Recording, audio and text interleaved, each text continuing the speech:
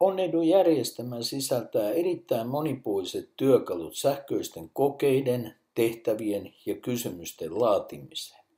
Myös erilaisten oppimispolkujen rakentaminen on helppoa. Katsotaanpa esimerkkejä järjestelmällä tuotetuista tehtävistä. Tehtävätyyppejä on useita. Aloitetaan koe ja tässä tapauksessa kysymyksessä ovat aukkotehtävät. Näemme, että kysymyksiin on liitetty kuva, mutta kuvan paikalla voi olla video, ääni, animaatio, tiedostoja tai upotettuja dokumentteja. Katsotaanpa seuraavaa tehtävätyyppiä.